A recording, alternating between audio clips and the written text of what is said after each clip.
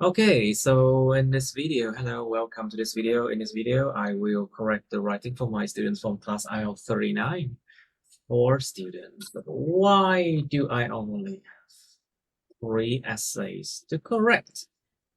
Can someone tell me why? Tại sao 4 bạn cuối cùng có 3 bài thôi là thế nào? Why is that so? Where's your essay? Em chưa có thời gian để em làm cái này. You haven't had time to do that. Dạ, Okay, sorry. fine. But remember, you are behind the class. You're behind now. Đang đi đằng sau lớp này, không có kịp mọi người nữa nha. Okay, anyway, we have 3 essays to correct today. And we're working on Cambridge 15 Test 1 Writing Test 2. Chúng ta sẽ làm cái Test 2 Writing Test 1 của Cam 15. Okay, so these are their writing that I need to correct. Đó, sửa bài cho học sinh của mình. Okay, in some countries, owning a home rather than renting one, it's very important for people. They ask you, why might this be the case? And do you think this is a positive or negative situation? But they do not ask you to compare between owning a home and renting one, okay? Cái bài này nó nói là một số đất nước cái chuyện sở hữu nhà thay vì là thuê nhà thì là một việc rất là quan trọng đối với con người ta. Nó hỏi là tại sao lại có một cái điều như thế này, tức là tại sao con người ta lại suy nghĩ và hành động như thế này, chứ người ta không có hỏi là chuyện thuê nhà và chuyện sở hữu nhà cái nào tốt hơn đâu nha. Làm ơn hiểu được cái điều đó, trả lời những cái câu người ta yêu cầu thôi. Try to answer according to what they want you to write, okay? Do you think this is a positive or negative situation? Và anh chị có nghĩ rằng đây là một tình huống tích cực hay tiêu cực? Well, it depends on is it positive or negative to whom? Is it to the people? Is it to the government? Is it to children, old people, something like that? Đây là một tình huống tích cực hay tiêu cực thì đương nhiên tích cực tiêu cực nó chỉ tùy vào cách nhìn nhận thôi, và nó tích cực tiêu cực đối với đối tượng nào? Trẻ nhỏ, người già, người lao động, hay là đối với con người bình thường, hay là đối với chính quyền, hay something like that, you know? Okay, so you have to think broadly. Phải suy nghĩ một cách rộng rộng ra nha. All right, Laman, your turn to. I will try to correct your writing right now. Okay. First thing first. How many words is this one? 253. 253. Okay. And Miss Lynn, how much is your writing? How many words? 317. 317. Maybe the font is a bit too big. But I think, Mr. Vos, your writing is the best now. It's 271 words. Perfect. 271 chữ là perfect luôn á. Perfect length luôn á. Độ dài mà hoàn hảo luôn á. But let's see how well you do this one. It's okay, Laman. In some area, the serious problem of population is becoming. It's becoming spread out. No. You can use the word spread as a verb. Anh dùng từ spread như động từ được mà. Đang lan rộng hả? It's spreading out. Đang lan rộng, spreading out, is used for news or used for diseases. But I don't think it's used for overpopulation and spreading out. You know, you don't talk about social problem as spreading out like this, I think. Cái từ spread out nó giống như là lan truyền tin tức hoặc là lan truyền dịch bệnh vậy đó. Thầy không nghĩ là trong trường hợp mà vấn đề mà quá đông dân nó đang lan ra theo nhiều cái chữ spread out phù hợp đâu. Thầy nghĩ em nên dùng là quá trình cái sự quá đông dân nó thấy nhan nhản khắp nơi, nó có mặt khắp nơi đi. I think the right word here you need to use is pervasive. Có mặt khắp nơi. It's pervasive. That leads to.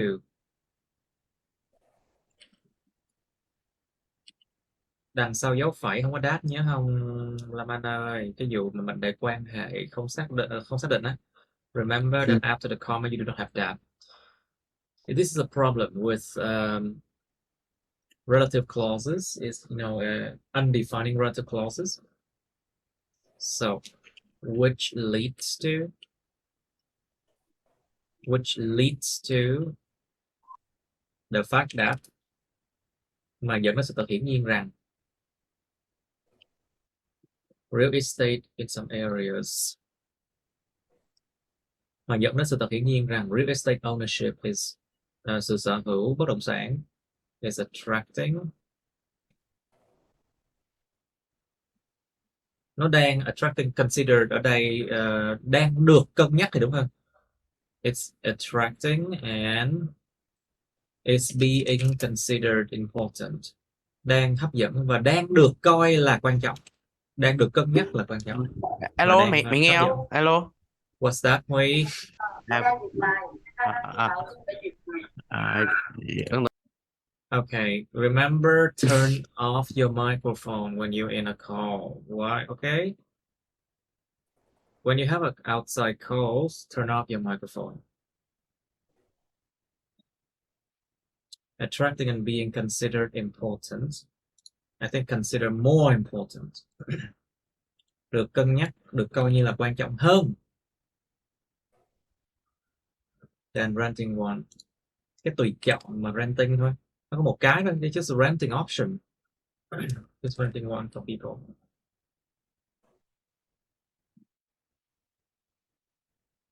Nếu mà dùng hiện tại tiếp diễn như vậy, chứng tỏ là nó là một cái xu hướng đang xảy ra. If you use present continuous, you imply that it's a trend that is ongoing.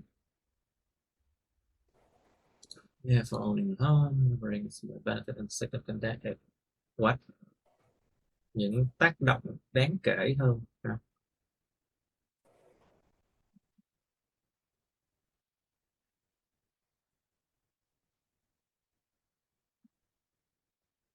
Nếu em nói đem lại nhiều lợi ích hơn thì tức là em đồng tình đây là positive situation. If you say it brings more benefits, so it means you are writing in a positive situation. You know, you agree that it's a positive situation.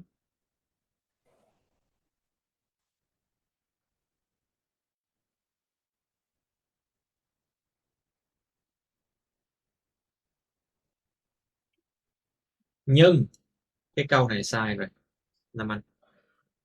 Cái chuyện sở hữu nhà đem đến nhiều lợi ích và tác động to lớn hơn là chuyện thuê nhà, nhưng mà cái bài nó nói là bạn có nghĩ đây là một tình huống tích cực hay tiêu cực, tức là cái cách mà người ta suy nghĩ thế này và hành động, chứ không phải là nó so sánh giữa chuyện sở hữu nhà và chuyện mua, chuyện renting nha.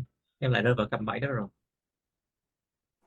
Remember, they ask, is this a positive or negative situation, which means they ask you that the way people think,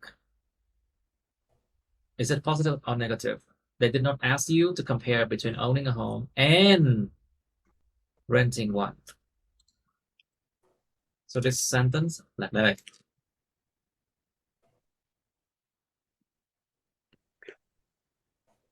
tại cái khúc cái câu hỏi dưới mà nó hỏi cái đó là cái tiêu cực cái tích cực cái đây. Cái đó là cái gì? Phải hỏi cái đó là cái gì? Cái đó là cái cách mà người ta suy nghĩ là sở hữu nhà thay vì là thuê nhà là quan trọng hơn. Phải để ý nguyên cả một cái À, cục đó luôn. Là cái xu à, hướng đó, chứ không phải là tách ra là so sánh giữa chuyện sở hữu nhà và chuyện thuê nhà. Trời ơi, thì nó nói coi video bao nhiêu lần rồi, em không hiểu à? Really? coi rồi. Coi rồi xong vẫn phạm phải cái lỗi này. Why do you still make the same mistake after you have watched 2 of my videos?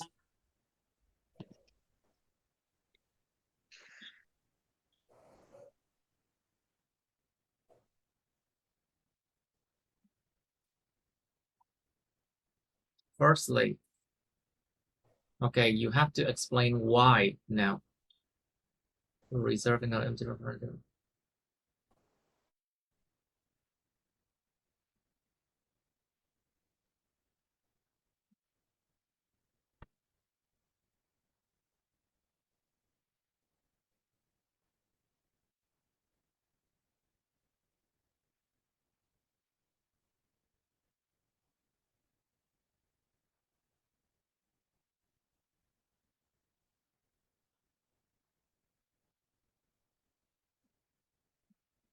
Ừ. Cái này có thể có coi như là một cái lý do được. And this can be like a reason why this might be the case. Okay. Essential choice, một sự lựa chọn thiết yếu cho con người ta. Ok.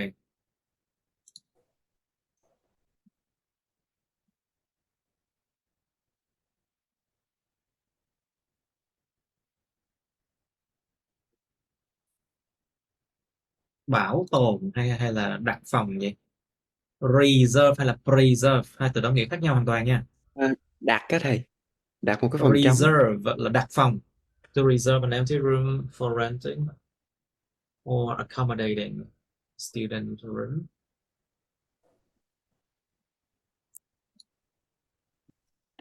Accommodating cũng là chiều theo á, chiều theo nhu cầu của người ta á. Accommodating means you give in to someone's demand, you know. To give in to someone's demand, chiều theo là cái demand, cái lời đòi hỏi người ta. Thầy em dùng cái accommodation student room. Oh yeah, but you have to make it like reserving an empty room for renting or making it, biến nó thành gì? Making it a student accommodation, biến nó thành một cái gọi là phòng cho sinh viên. Tại vì cái này reserving là verb động từ verb in nè, cái này cũng phải making luôn. This is verb ing, this must be verb ing as well. Making it a student accommodation.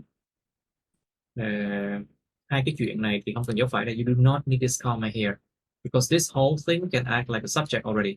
Cái đóng này nó đóng vai trò như chủ ngữ rồi nè, hai thứ này, these two acts as a subject already. Can bring some benefits and income for the owner. Đó là một lý do, that's one reason.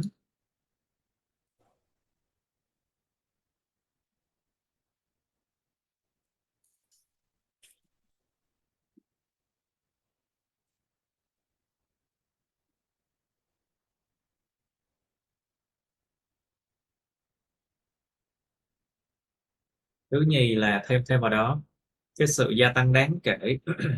Rising, phải raising là em đẩy nó lên, còn cái này là sự gia tăng. Raise, substantial rises, những sự gia tăng đáng kể. In land price might be strong in the past. Chắc không em, trong quá khứ có chắc là những giá về giá đất nó tăng đáng kể hơn bây giờ không? Which might be considered a second source of revenue, mà cái gì có thể được cân nhắc như là nguồn thu nhập thứ hai? I don't understand. What are you considered about the second source of revenue? I don't understand this. Tại cái việc mà sở hữu nhà nó được nêu ra rồi nên là em ghi gì được. Ở trên đây em đang nói về chuyện thuê nhà nha. This one you talk about renting. Ờ. This is not about possessing, you know. You're making a mistake now.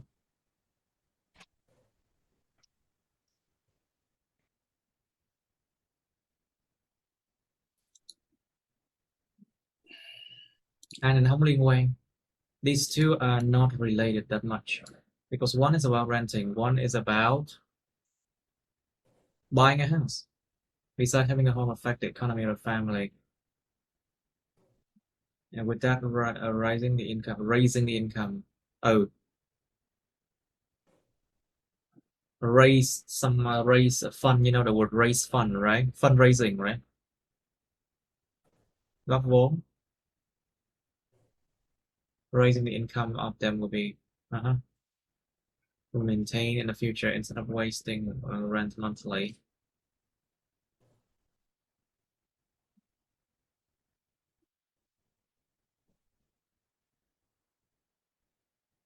Có nhà ảnh hưởng kinh tế của gia đình, với điều đó sự gia tăng thu nhập của họ.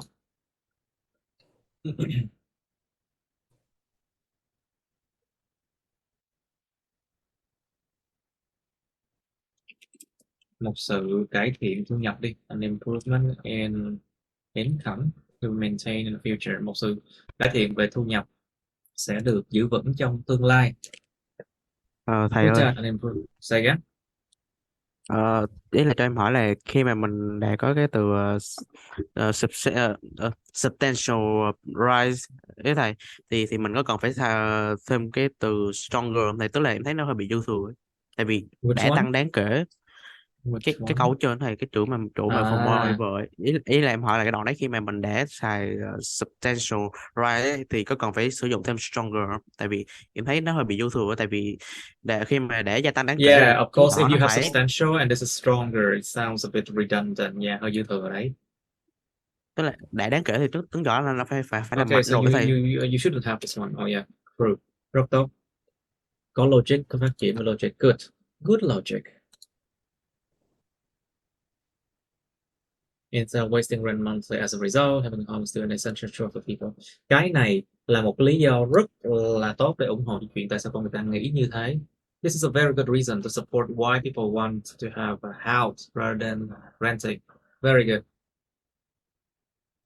So in this one, it's also a good reason too. But however, this one you need to change. Cái này bắt buộc phải thay đổi nè. You must change this one. Tại vì nó không liên quan tới lý do tại sao, không liên quan tới lý do tại sao. Tại vì sao? Cái phần này nói về thuê nhà. This one you wrote about renting, but this one is about why people prefer buying a house.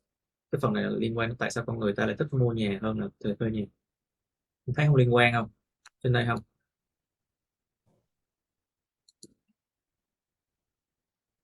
Anyway, secondly, it can be easy to find out that the landlords are able to change the indoor space comfortably. Những người chủ nhà có thể thay đổi cái indoor space, không gian bên trong nhà một cách thoải mái. Okay, good. This is also a very good reason as well. But I think you should write about whether this one is a positive or negative now. Mặc dù thầy nghĩ là cái lý do của một cái đoạn như này thôi, you only need one body paragraph for the reasons. And another one, you should talk about whether it's a positive or negative and for whom. Đoạn 2 trong bài nên viết về cái chuyện là tình huống tích cực hay tiêu cực và đối với ai đi. Convert a wall to enlarge living room space or transform bathroom to become beautiful and suitable with their style. Cho phù hợp với phong cách của họ. Does the thought of possessing a home equals freedom? Danh từ. Cái sự tự do của cái người chủ nhà equals the landlord freedom to do everything, anything in their home without worrying about losing their deposit or the deposit. Mà không sợ mất tiền cọc nhà, làm gì cũng được. You can do anything to their home without fear of losing deposit. Làm gì chứ nhà cũng được vì không có sợ bị mất tiền cọc nhà. Furthermore,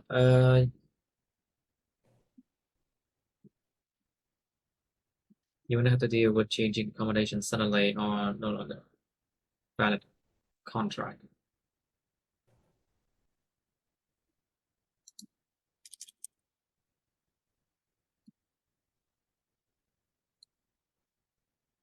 Nó động từ nè, changing verb ích này, cái này cũng nên là or having no longer valid contract. Having a contract that is no longer valid thì có một cái hợp đồng mà nó không còn hợp lệ nữa, hết hạn rồi. Having a contract that is no longer valid. Nhưng mà cái đoạn này em lại nói về cái lý do tại sao con người ta nghĩ là thuê nhà nó kém hơn hẳn so với lại sở hữu nhà. Nhưng mà cái đoạn này nó thuần túy là em viết là cái vụ sở hữu nhà nó tốt hơn nhiều so với thuê nhà. Nó giống như nó vẫn rơi vào cái cạm bẫy suy nghĩ như thầy đã nói, em vẫn phạm phải cái sai lầm trong cái cách suy Ờ, nghĩ rất là phổ biến của nhiều bạn làm bài này luôn á. You still fall into the ờ, same trap and I'm ờ, not thầy ơi, blaming you because you fall into the same trap but you have to walk out of it. Rơi vào cạm bẫy các em phải tìm cách nào chạy ra khỏi đó, phải tự thầy làm mới ơi, được. Yes. Hình như có sai chính tả đúng không thầy? Of course, a lot of Còn them. ở cái phần secondly ấy thầy, ở cuối cái câu đầu tiên đó là cái từ Yes. comfortably ấy. Com Có cái từ đó luôn mà thầy. comfortably. Oh yes. Nhiều. Hai cái này nó là hai cái lý do. Nhưng mà các bạn này thuần túy là ủng hộ cho chuyện là nên mua nhà thôi. This one is only to support that people should buy a home. But it doesn't even explain why people think like this. Nó phải có cái lý do, ví dụ như là có một sự thay đổi về xã hội chẳng hạn, một sự thay đổi về nhận thức chẳng hạn. There has to be a valid reason, like people are changing their ways of thinking or something like that, you know? But this one is purely you talk about people should buy rather than rent. Em vẫn rơi vào cái cạm bẫy đó. Cạm bẫy mà là kiểu giống như là tại sao có rơi vào như vậy hoài.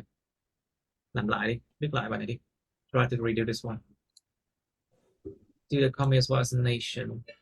Và bây giờ mới là đến cái vụ mà tích cực hay tiêu cực với ai nè. Now you're writing about is it good or bad, with whom.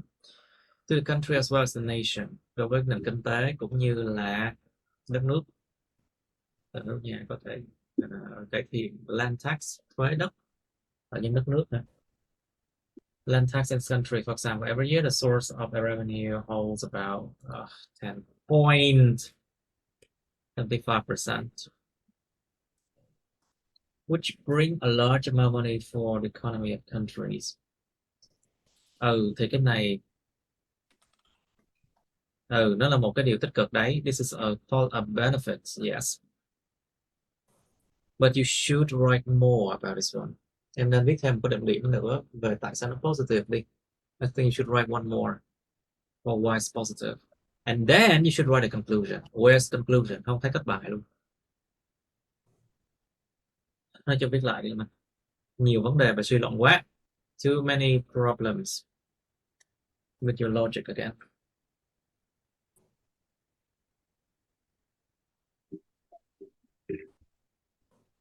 Now it's in your turn. Are you excited? Should be excited, yeah. Contemporarily về mặt đương đại ha. Này ạ. Về mặt đương thời, đương đại, contemporarily. But this is weird. Why you start a sentence like that? Bắt đầu một cái câu bằng một cái adverb như em hơi kỳ, hơi lạ. The burgeoning population, gentrification. What? Em dùng nhiều cái từ mà phức tạp quá vậy. Như thầy đã nói rồi, em phạm cái lỗi đó hoài luôn á. Cái dùng từ phức tạp không biết cách xài đúng không á. Burgeoning means like it's increasing, it's thriving. Nó đang phát triển, nở rộ ra, dân số càng càng nở rộ. And gentrification, what is that? Đô thị hóa ạ. Gentrification.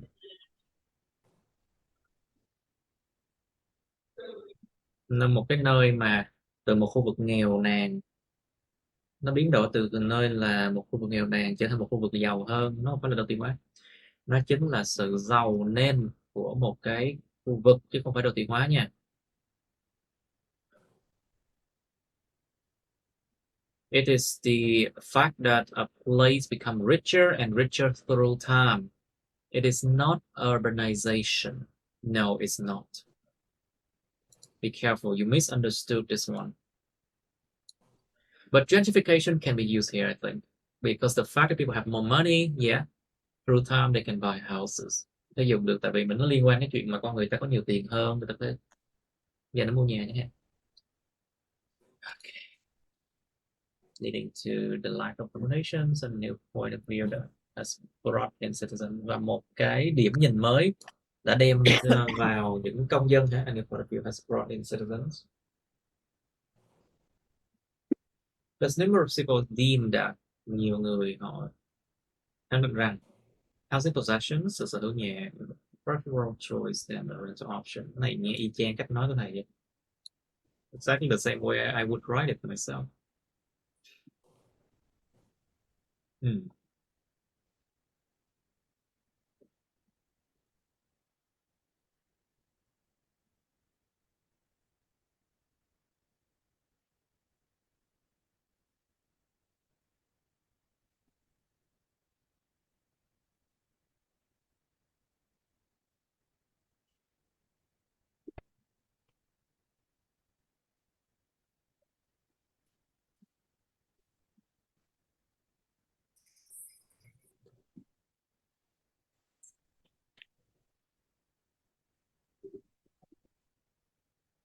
Mhm.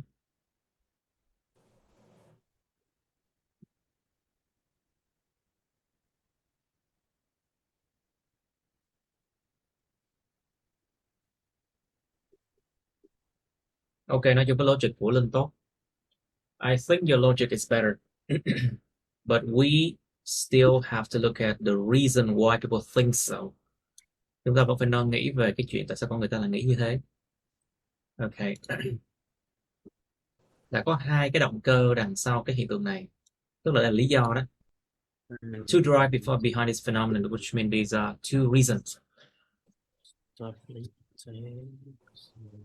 Mà được diễn giải trong bài này, cái câu này không quan trọng, nó không cần thiết.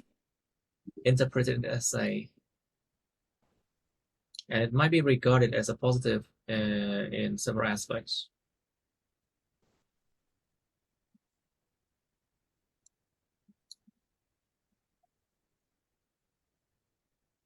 It might be regarded as positive in many aspects. Và nó có thể được coi như là tích cực, một cái tích cực ở nhiều khía cạnh. Nó đây chính là cái sự phát triển này. It hears this development, yeah, this phenomenon. Okay. Okay, good. The sense of permanent stability is the first rationale. Rationale is a reason, right? Rationale. It's the reason or intention to cause a particular set of belief or action. Ở cái lý do đó. Cái cảm giác mà ổn định lâu dài là cái lý do đầu tiên cho cái khao khát này. First rationale for this desire.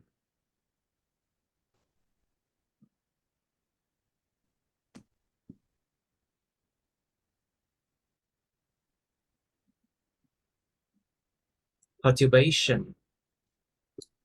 Perturbation là cái sự mà không ổn định, right? Perturbation is like instability, isn't it? Let's check it out. Perturbation is basically worry. Yeah, cái sự lo lắng. Frequently have perturbation worry about the unforeseen demand of landlords such as voluntarily increasing electricity or water prices. Cố tình thì đúng không? Involuntarily. I think the right word here is intentionally. Cố tình. Increasing electricity or water prices. Cố tình tăng giá điện, giá nước lên. This could hang over them and require a sustainable job with a stable salary. To confront rent, để mà đối diện với lại những tiền thuê nhà. Confront để mình đối diện với ai đó. To confront means you confront someone, but I don't think you say you confront an issue this way. Thầy không nghĩ confront nó phù hợp trường hợp này đâu. Confront nó phù hợp với lại đối diện với con người á. Còn những trường hợp khác thì I don't think confront is the right word. To deal with rents, để đương đầu với cái rent và những cái chi phí sống khác đi. Nhưng mà mọi người vẫn chưa có thực sự là viết những cái chuyện lý do này một cách tốt. I don't think I've seen any students who have written this reasons part well enough, good enough. Chưa có bạn nào làm phần này tốt được luôn á, thì tại vì các bạn không có hiểu rõ đó là cái lý do này là tại sao nó sẽ ra một cái sự như thế này, tức là tại sao nó sẽ ra một cái xu hướng trong xã hội như thế này. Why it's there a change in the way people think like this. But all the time I saw people write about, okay, renting is worse than buying. That's it. It doesn't go into the reason why the society is changing their mindset like this. Các bạn cứ suốt ngày đi vào cái chuyện là thuê nhà thì không bằng sở hữu nhà, nhưng mà nó không đi vào lý do tại sao cái xã hội nó lại thay đổi như thế này. Ví dụ như là sao? Ví dụ như là bây giờ có cái sự xuất hiện của một cái thế hệ nó nhiều tiền, họ nhiều tiền của hơn và họ có thể chi trả. Đó là cái lý do rất là hợp lý để nói về tại sao nó lại có cái sự dịch rời thay đổi về cách suy nghĩ xã hội như vậy.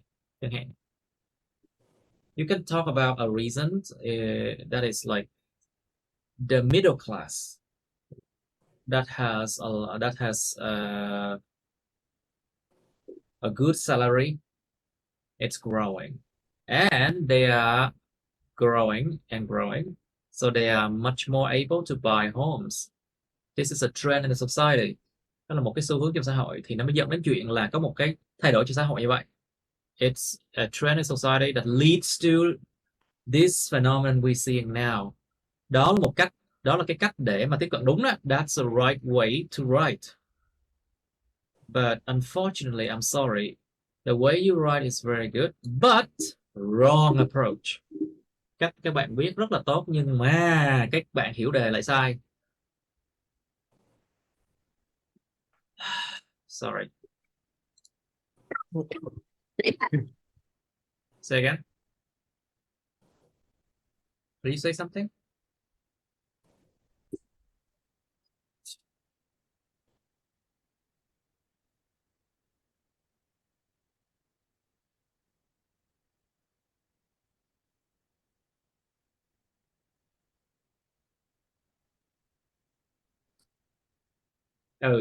Cái này nó nói về cái này bạn Linh nói về sự thiếu hụt nhà nam chống ở do là sự bùng nổ dân số. Thì đó là một cái xu hướng đấy. This is like a trend that's going on. Okay, it sounds convincing now. Nghe có vẻ thuyết phục đấy. Và điều này nó thúc ép con người ta là sở hữu bất động sản để đảm bảo cái chuyện nhà ở lâu dài. Đây, nếu mà như vậy là nó một sự thúc ép đối với xã hội, một cái sự mà thúc đẩy xã hội, đó là một lý do đó. This is an urge to society, which is a good reason why it leads to this phenomenon. Good. Therefore, once a person owns a real estate, they can look at it. Thầy ơi, Say again.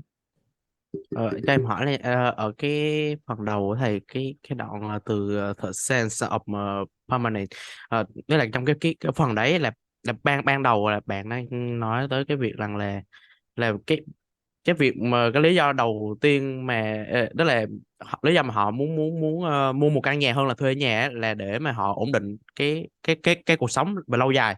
I know, nhưng mà nó không diễn Dạ. giải được tại sao xã hội lại có một cái sự thay đổi như thế. Em Dạ hiểu không, không? ý là tại vì em không thấy là bạn giải thích cái lý do đó luôn á thầy. Bạn không giải thích được cái lý do đó. Linh, em có gì để nói không? Tại Em vì thấy bạn là đúng ạ, chưa giải thích rõ ràng ạ. Right, you agree as well. Okay, you haven't explained the fact that what fact? What fact was it, Linh? Hỏi cái lý do tại sao là con người lại mong muốn có một cái sự ổn định lâu dài. Say that in English. English. Why do The people reason want to why- have permanent stability? The reason why people want to have permanent stability, right? Yeah. Oh, well.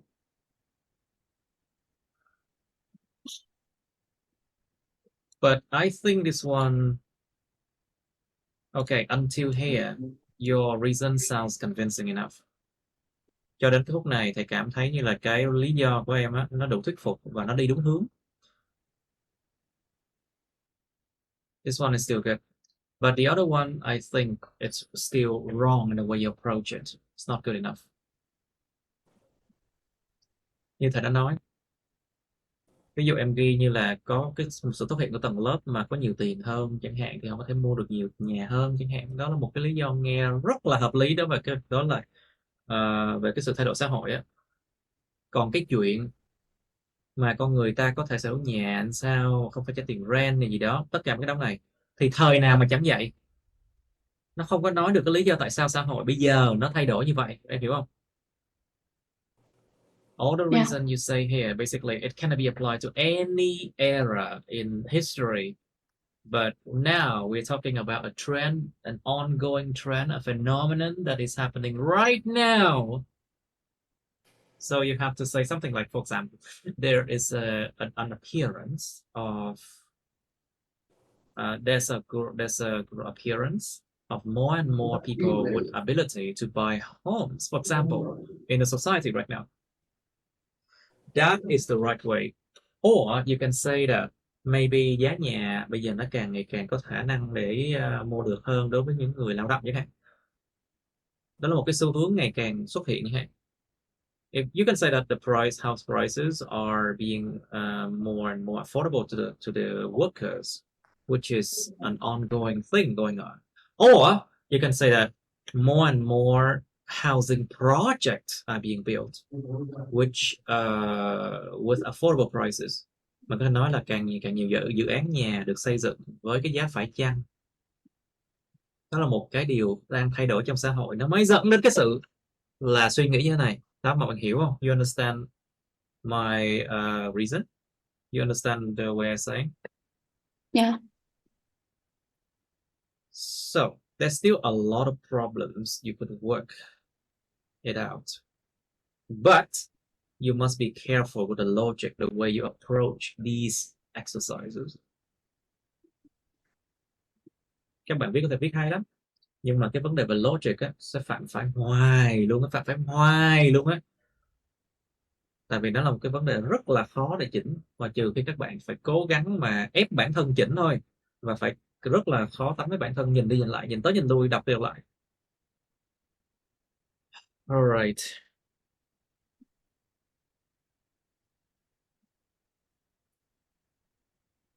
I think this one is still, this part is still a good one, because it talks about a trend that is the shortest accommodation, yeah, due to population explosion.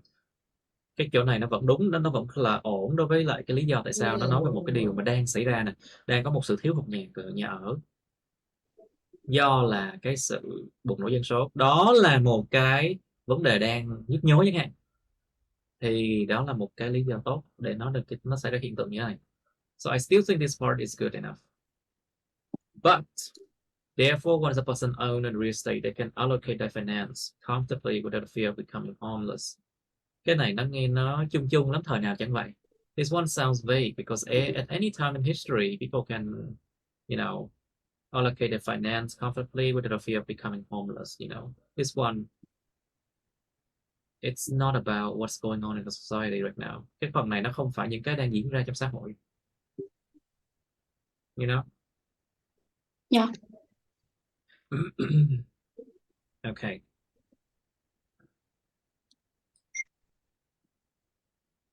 Cho nên cái bài này nó gài lắm luôn á. Với một cái cặp bẫy rất là dễ bị, giống như là 99%. Thấy phần 99% nhiều các bạn bị rơi vào phần bẫy này hoài luôn á. Cái để đưa ra một cái vấn đề, đó là sở hữu nhà, sau đó là thuê nhà. Các bạn chắc chắn cái gì 99% rơi vào cái cặp bẫy này là so sánh giữa thuê nhà và sở hữu nhà. This is a trap of this Cam 15 test too. Like 99% of students would fall into this trap. And they always compare between owning and renting. They do not approach in the right way. Không tiếp cận bài này đúng cách. Anyway. Besides, the possession of a house could be considered as a positive aspect for some owners. Nhưng cái đoạn này bạn lại viết đúng nha. This part, it's actually good because it talks about positive situation for him. Tình huống tích cực cho ai. Cái đoạn này bạn lại viết đúng nha. Besides, the possession of a house could be considered as a positive aspect for homeowners. Khía cạnh tích cực với một số người chủ nhà, người sở hữu nhà chứ. Because it ensures the long-term stability of any families. Nó đảm bảo cho cái sự ổn định lâu dài của bất kỳ gia đình nào. Without the hassle of recollection. What's that? Let me check. There's no word like that. Wait, are you sure it's percolation or recollation? Em dùng cái từ này là sai chính tả, mình không biết là người ta không biết là cái gì luôn mình. Relocation.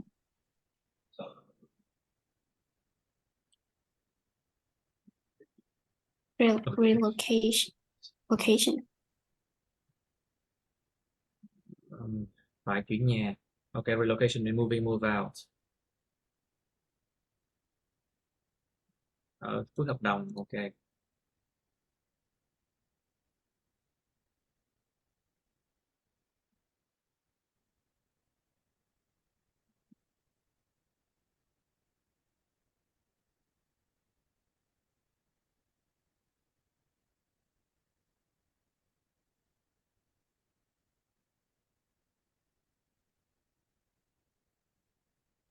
cải thiện cái khía cạnh về thị trường kinh tế địa phương nè, employment opportunities, tạo thêm nhiều cái cơ hội về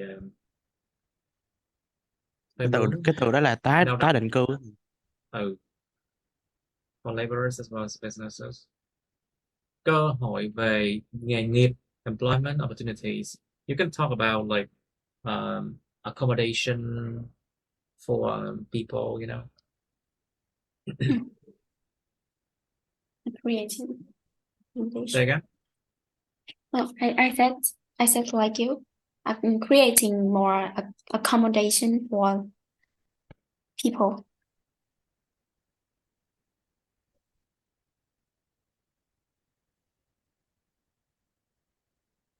I think both of them.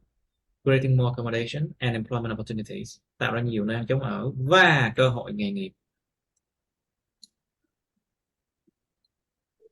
Okay.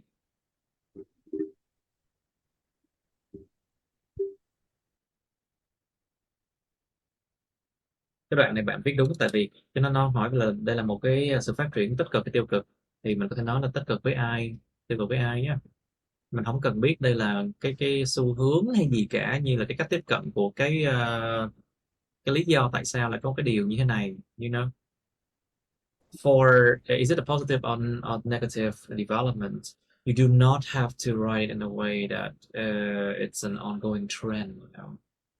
You can just write it as benefits. What kind of benefit it brings? Nó đem lại lợi ích gì thôi. This is easy.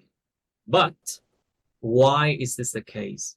It's a very tricky question. Cái câu tại sao lại có một cái trường hợp như thế, tại sao lại có một cái chuyện như thế, một cái xu hướng như thế, là một cái câu hỏi rất là tricky, rất là lừa người ta luôn á.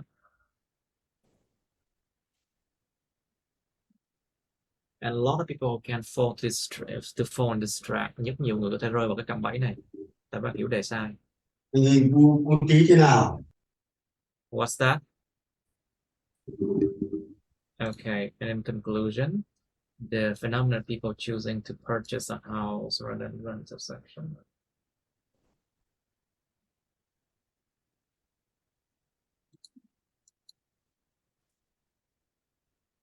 Nếu là choose to purchase rather than to rent là được rồi, tại vì hai cái to purchase, to rent, it's like the phenomenon of people choosing to purchase a house rather than to rent might be caused by several reasons.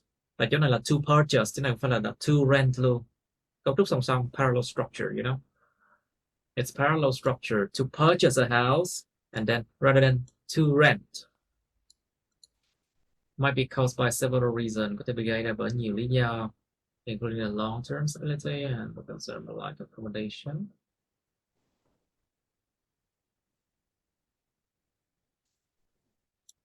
Sorry, cái khúc này vẫn không đúng. This one is still not good.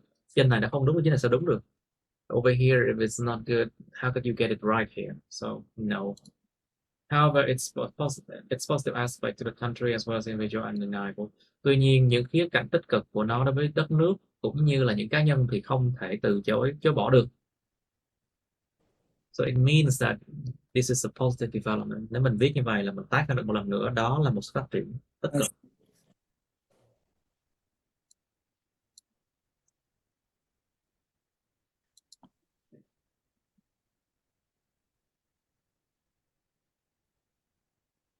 Cái chỗ nào in nghiêng này coi lại nha. These italic letters, please have a look again. There's something wrong with them. The logic. Cyber logic.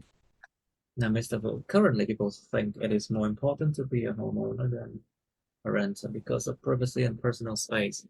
Bởi vì riêng tư và không gian cá nhân. Ủa, cái này thời nào chẳng đúng. Nó đâu phải là cái gì đang diễn ra bây giờ đâu. Yeah. All the time this is true.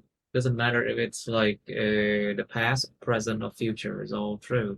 But it doesn't talk about the current trend that is going right now.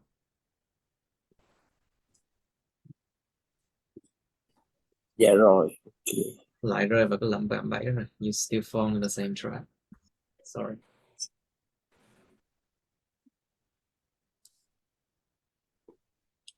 Giờ cho các bạn một cái đề cũng na ná vậy nha. I'll give you like an essay title that seems very similar. Ở một số đất nước, ở một số đất nước, cái chuyện có account TikTok thay vì chuyện có account YouTube thì rất quan trọng với một số người. Tại sao lại có cái case như vậy? Tại sao có trường hợp như vậy? Có mọi người hiểu không? Nó sẽ nói về cái lý do tại sao lại có một cái sự thay đổi, một cái sự nhìn nhận như thế trong xã hội bây giờ. Tức là một cái gì đó đang thay đổi, xu hướng đang thay đổi. Các bạn hiểu không? You understand it? Lại thầy nó nói lại.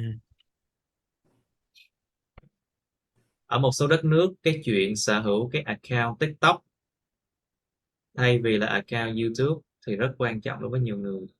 Tại sao có trường hợp như vậy? Thì người ta sẽ hỏi là tại sao xã hội lại có cái sự lựa chọn, cái sự suy nghĩ như thế. Em mà đi vào em nói là tại vì account TikTok nó lẹ hơn, nó phù hợp với những người trẻ hơn, nó chỉ có 1 phút thôi, vui nhộn hơn, là bị lạc đề. Tại vì sao? Tại vì nó không có nói đến cái lý do tại sao lại có sự thay đổi trong suy nghĩ như thế, mà cái lý do nó đơn giản lắm, là tại vì bây giờ á, cái xu hướng là con người ta ngày càng có cái sự tập trung thấp, cho nên con người ta mới ngày càng tìm đến những cái nào mà nhanh lẹ, 1 phút thôi, video chẳng hạn. Các bạn hiểu không? You understand this? Yes. Cái bài này cũng tương tự như vậy luôn. Các bạn hiểu sai đề bài là các bạn tiếp cận nó sai ngay lập tức luôn. I'm trying to say why they make this mistake all the time and see they never learn. They never learn even though they watch my videos all the time. They never learn. Tức là nó hỏi về tâm lý hả thầy? Nó hỏi là tại sao là có một cái xu hướng đang thay đổi trong xã hội này, chứ không phải là nói một cái gì đó mà lợi ích nói chung ở mọi thời đại, từ quá khứ, tương lai hay hiện tại đều như thế.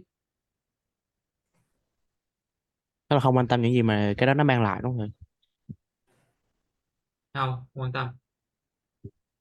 Tại sao có trường hợp như thế? Tại sao xã hội lại suy nghĩ như vậy?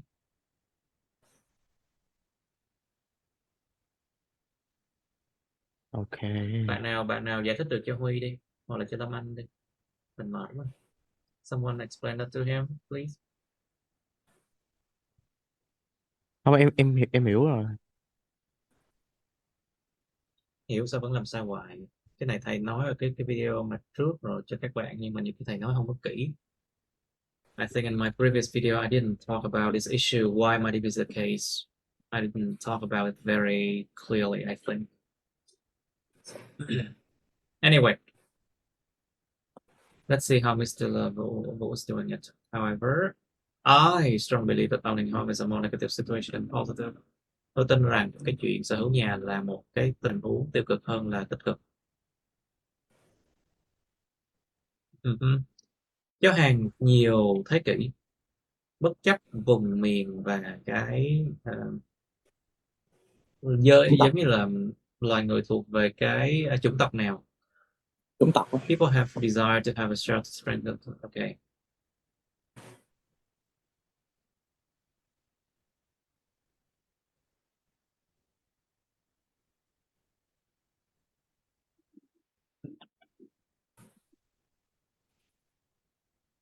Thì các đoạn này nó về lịch sử nè, lúc đến giờ như thế nào, nó có thể là một cái tiền đề dẫn đến cái lý do tại sao bây giờ một số chỗ, một số đất nước thì nó như thế. Tại vì this can be like a bit of history, like throughout the ages. It can be something that leads to the fact that this trend, this phenomenon, it can lead to this phenomenon. However, with the development of society, there's more real estate that is waiting for people to purchase.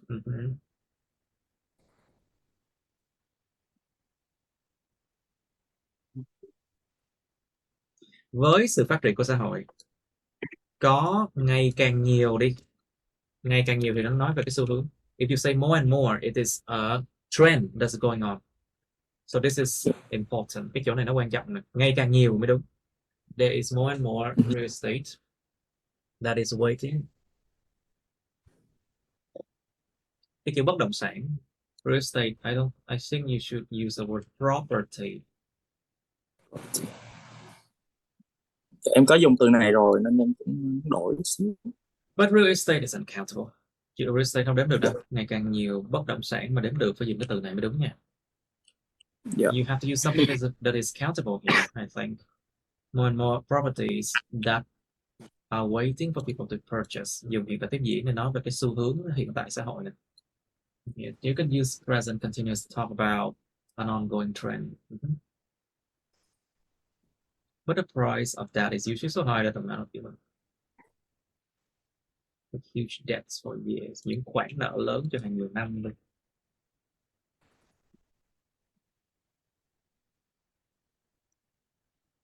Với sự phát triển của xã hội, ngày càng nhiều bất động sản mà đang chờ con người ta mua, đó là một cái xu hướng. If you write like this, more and more properties that are waiting for people to purchase, that is a trend. But the price of that is usually so high that the amount of people have to take huge debt for years. Nhưng mà cái giá của những cái đó thì thường quá high, thì thường là quá cao, để mà hàng những lượng người phải đi mượn nợ cho hàng năm nhiều lắm. Đó là một cái xu hướng. This is also a trend too. In my view, this is an a necessary reason. Cái bài này Vũ lồng ghép lý do với lại cái dụ tích cực và tiêu cực luôn. So now you try to write both the reason and is it positive, negative together. Okay.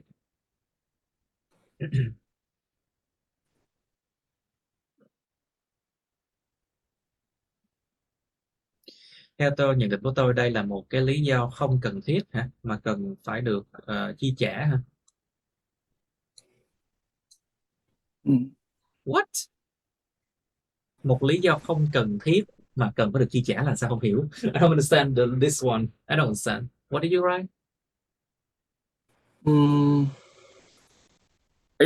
Ý câu này em nói là cái đấy là lý do không cần thiết để mà người ta có một sự kiểu sao ta, có nghĩa là lý do không cần thiết mà để mà đánh giá một người hoặc là một cái hoàn cảnh mà được bảo vệ. Ý là em cái khúc này em cũng hơi confused một tí chứ Ủa mà cái lúc này có chưa liên biết. quan gì nó tích cực hay tiêu cực đối với lại ai? This part is not related to whether it's benefit or good or bad for people or who, you know? Dạ. Cái câu này em cũng hơi confused một tí.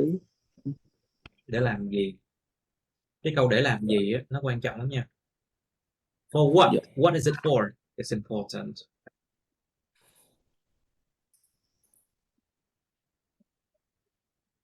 In addition, it can be believed that, có thể được tin rằng, nothing is more satisfying than disposing. What? Disposing giống như kiểu mà hủy đi, dục đi, quăng đi, xử lý đi cái nguồn thu nhập cá nhân một cách thoải mái. What do you mean disposing of all income freely? It doesn't mean anything. Throwing the money out of the window, ném tiền cửa sổ ha. Yeah. Có nghĩa là chi tiêu một cách thoải mái đó thầy. Ý là cái không có gì là không có gì mà mãn nguyện hơn rằng cái chuyện có khả năng tiêu xài một cách thoải mái. Dạ đúng rồi. Then being able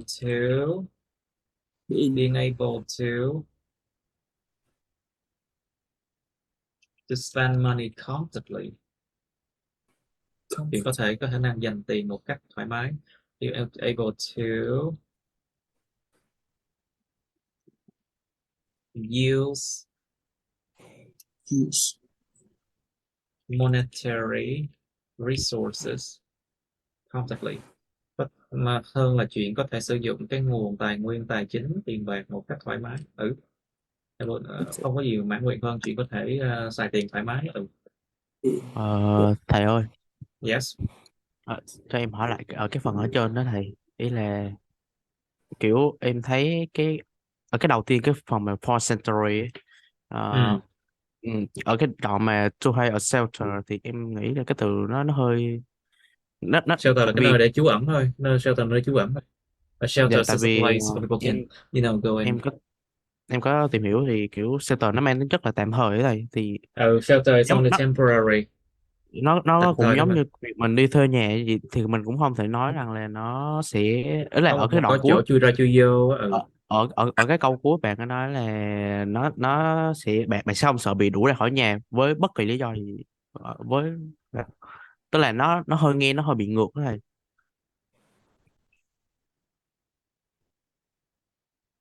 tức là cái việc mà You mean, thuê ở okay, I shelter understand, yeah. A shelter is nó only a temporary thing. So now dạ, when he say that cannot be expelled nó by household without reason, this one it's nó a bit nó không có opposite of đồng each nghĩa other, right? là cái việc đó là nó là một cái ngôi nhà của họ, Very hoặc good, là very good. Your logic is improving. Tốt. Cái logic anh đang cải thiện đó. Tốt. Có suy nghĩ. Tốt. Okay. A shelter is only a temporary thing. So when you say cannot be expelled by householder without reason, that's weird. That's not true. nghĩa nó hơi ngược ngược đó Okay. thầy. Besides, okay. Nếu như mình thay đổi lại thành a place to live hay là a house thì nghe nó hợp lý hơn á, tức là nó không mang tính chất là Uh-huh. tạm. You want to A say home. a house? Okay. Okay. Good. Very good. I think here's house a better word to use. Now, you know why I did not say anything about this part of him? Các bạn biết tại sao mình không nói gì về cái đoạn này của thầy của Vũ?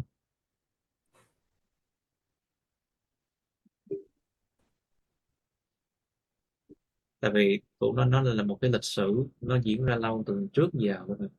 Nó có thể nó diễn giải lý do tại sao, nó diễn giải một phần lý do tại sao là bây giờ con người ta là suy nghĩ như vậy. Ví dụ như là người Việt trước giờ đó, cũng có suy nghĩ này luôn. Cho nên nó mới dẫn đến cái lý do tại sao bây giờ cái xu hướng con người Việt ta vẫn muốn làm chuyện này luôn. Em hiểu không? He mentioned about history and some tradition. And of course, tradition affects what people think right now, affects the trend as well.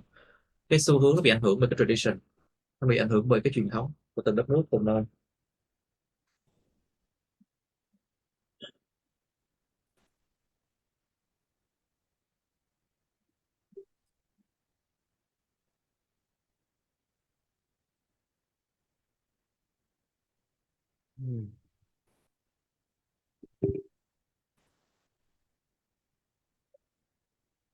Okay, but this one, it's not exactly the right reason, I think. Or maybe he should write it differently. Có lẽ là Vũ nên viết nó khách quan, viết một cách khác đi.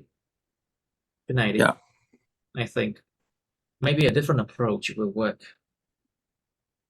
Có thể nói là bây giờ cái truyền thống như thế này nó dẫn đến cái vấn đề, nó dẫn đến một cái xu hướng hiện tại là như thế nào chẳng hạn. You can say that this history, okay, this tradition leads to an ongoing trend right now in which people think that owning a home is better. Nó nghe thuyết phục hơn rất nhiều. Nếu mình nói là cái truyền thống này nó dẫn đến cái xu hướng hiện tại rằng con người ta suy nghĩ rằng sở hữu nhà tốt hơn là renting. Nó sẽ thuyết phục người ta hơn nhiều. It will be much more convincing if you say like that, you know. That's a way to improve it. Now,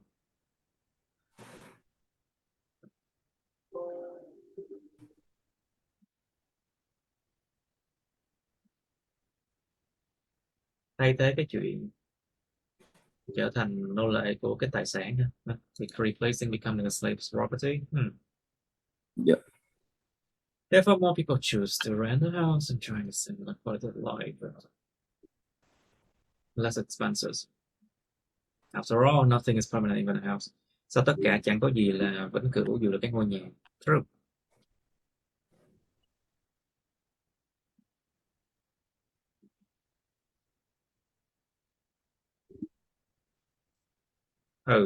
Cái phần mà tích cực hay tiêu cực này bạn viết tốt hơn á. This part about positive and negative development, he wrote much better. In conclusion, it is believed that the drawbacks of owning a house. Lại rơi vào cạm bẫy này. Người ta tin rằng cái điểm bất lợi của chuyện sở hữu nhà nó mạnh hơn, nó thắng được cái lợi điểm.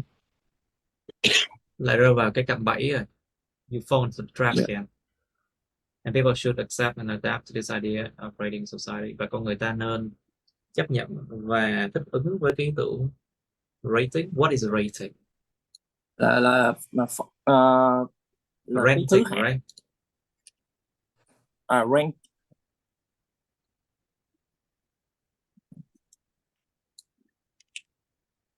Con người ta nên thích nghi và chấp nhận thích nghi với ý tưởng của chuyện thuê nhà trong xã hội. Okay, this one can be Em có thể viết lại được, em có thể viết lại khúc này. I mean, you should rewrite. Yeah. Dạ, This dạ, one em is có thể viết lại. totally. This is not good. Okay. Dạ, Không dạ, có tốt. được. Dạ. Bên cái phần này là cái lời khuyên thì có thể okay. This is it can be a good advice. Yeah. All right. Ờ,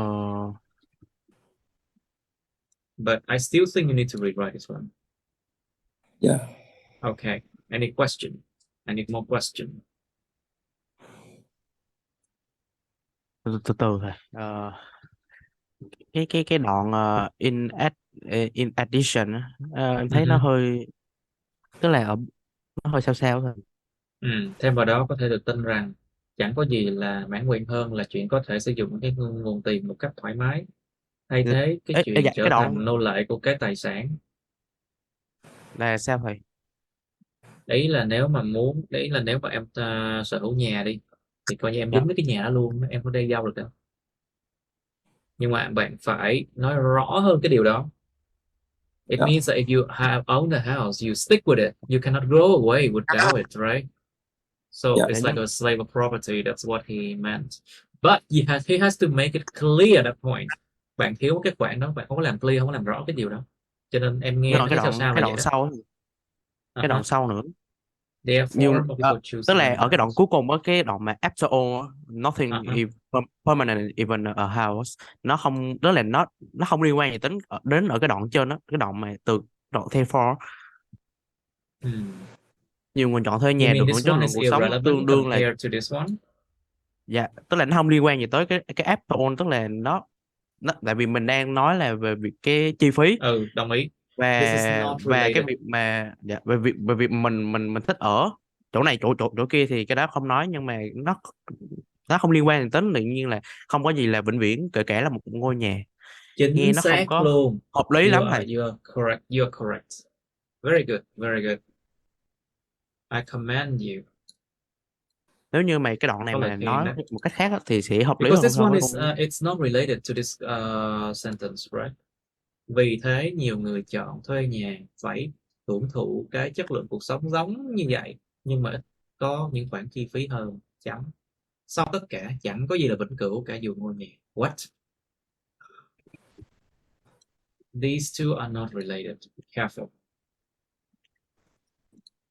Rồi, Or để viết lại. at least this sentence should be rewrite. All right. Any question? You see, two person sometimes can find more problem in logic, much more than one. Hai người nhiều khi có thể tìm được những cái lỗi sai về logic rất là tốt hơn một người. Very good.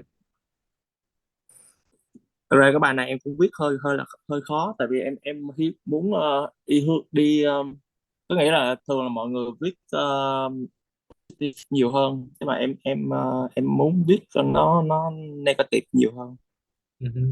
You want to Ok, write in a nhưng mà negative way because many people write positive, right? Okay, dạ đúng rồi. I think it's a good approach too. Mình nghĩ cũng là một Dạ, cái cách tiếp cận tốt. em challenge em một xíu nên nhưng mà You should challenge yourself. Yeah, you should challenge yourself. Very good. You should do that. chứ em You should not viết do em whatever people is doing, cứ làm những gì mà con người ta cứ làm hoài nó chán chết rồi. Được luôn. Yeah. Good. Nên bài này bởi nãy em nói đầu buổi là em không có tự tin lắm, tại vì cái bài này nó hơi gọi là nó hơi challenge với em một xíu. Yeah, mà em muốn thử thôi để okay. thầy sửa thử coi như thế nào, rồi em sẽ viết lại, em viết lại. Nói là đúng rồi, bài này là em không không tự tin lắm, như hồi trước giờ em ghi em làm lại em bài này là em không tự tin nhất á. Tại vì nó sẽ không có giống ai á. Anyway thì What's the problem with not being similar to anybody? dạ, Everyone's không, ý là different. Mỗi người mỗi khác, có gì đâu mà phải giống. Ừ. dạ, đúng rồi. Ý là I want to push Of me to course, you more want challenge. to push yourself. Dạ. Don't worry, you do good. Thực sự là các bạn có tìm ra được, thầy thấy sự cải thiện ở lâu cho các bạn thấy rõ luôn á. After like so many essays, I do see an improvement in your logic. Very good. You make a lot of mistakes, but you will improve. Okay. You know what's the worst thing for studying? Silence. Because why? When you remain silent and you do not say anything, you do not ask questions, you do not raise your voice, people will not learn. You will not learn either.